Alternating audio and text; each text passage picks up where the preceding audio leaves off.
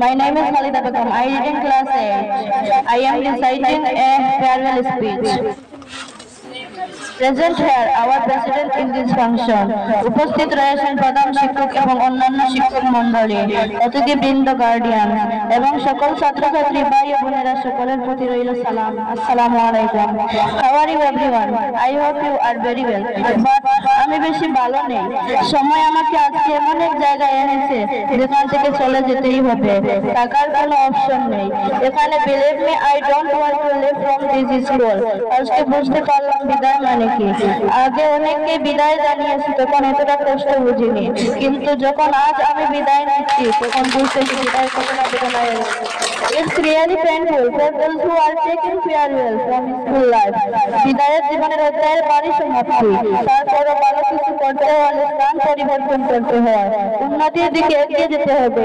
তাই তো আমি সেই পথের যাত্রী। আজ লেখাপড়ায় খেলাধুলায় সময় কেটে গেছে 8টি বছর। সময় যে কিভাবে চলে যায় তা বলাই দুষ্কর। Time and tide wait for none. সবশেষে বলবো, একসাথে থেকেছি, চলেছি, কোনো প্রকার ভুল করে থাকলে নিজ পরিবারের একজন মনে করে আমাদেরকে মাফ করে দিবে আর আমাদের ভালো ফলাফলের জন্য দোয়া করবে। আমরা সবাই আপনাদের দোয়া প্রত্যাশী। শেষ করছি আমার কথা। ভালো থাকবেন সবাই। আল্লাহ হাফেজ।